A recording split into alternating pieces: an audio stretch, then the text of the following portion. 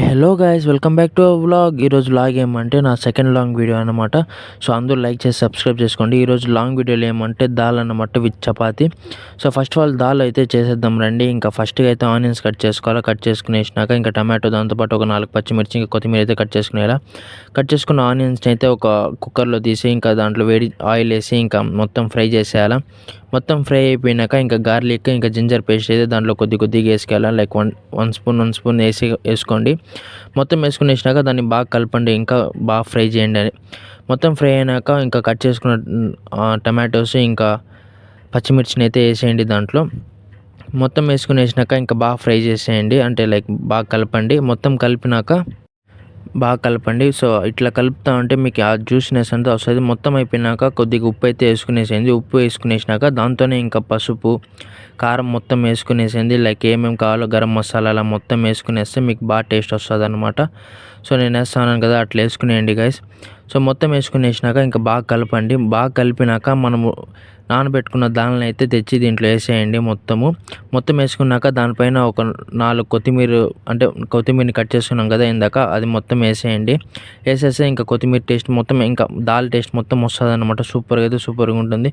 So మొత్తం అయిపోయినాక దాన్ని అయితే బాగా కొంచెం వేడి పెట్టి బాగా కలపండి. ఇంకా మొత్తం అయిపోయినాక ఇంకొంచెం ఒక బాటిల్ నీళ్ళు అయితే వేయండి, లేదా ఇంకా మీ ఇష్టం ఒక 2 బాటిల్స్ అయినా మొత్తం నీళ్ళు వేసుకునేసినాక ఇంకా బాగా కలిపేయండి. దాన్ని మొత్తం కలిపినాక ఇంకాస్త నీళ్ళు ఉంటే దాంట్లో పోసేయండి. ఎందుకంటే మనం కలిపే టయానికి ఆ నీళ్ళు మొత్తం తగ్గిపోతుంది కాబట్టి ఆ వేడికి. సో ఇంకా నీళ్ళు వేసుకునేసినాక మనమైతే ఒకసారి బాగా కలిపి వేడిగా పెట్టుకునేసినాక ఇంకా కుక్కర్ మూత వేసేయాలన్నమాట.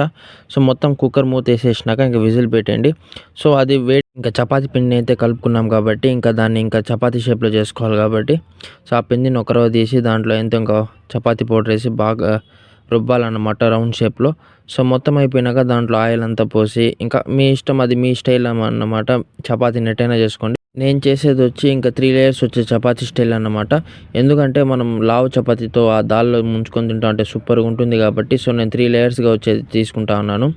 సో ఇదైతే లావుగా ఉంటుంది చపాతీ. సో మీ ఇష్టం, ఇంకా అది మీరు ట్రై చేసుకోండి ఆ చపాతీ మొత్తం. సో ఇది లాంగ్ ప్రాసెస్ ఉంది చపాతీ వీడియో మొత్తం తీసింది. సో అది కొంచెం చూడండి గైస్.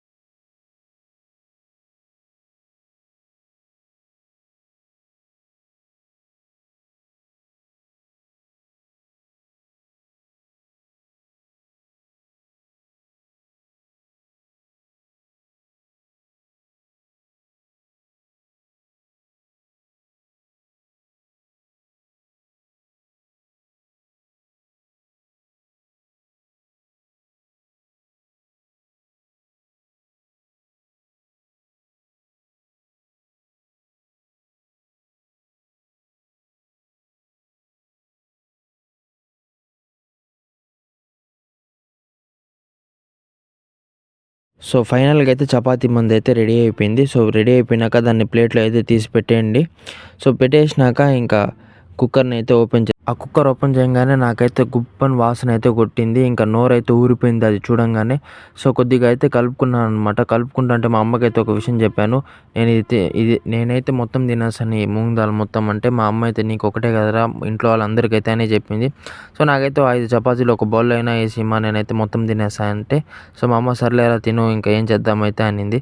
సో మా అమ్మ ఒక పక్క నాకైతే బౌల్లో అయితే వేసిస్తా ఉంది. సో నేనైతే ఇంకా ఫస్ట్ బైట్ టేస్ట్ చేయగానే నాకైతే సూపర్గా ఉంది. సో మీరు కూడా ట్రై చేయండి. Thank you guys. లైక్ చేసి సబ్స్క్రైబ్ చేసుకోండి. Thank you.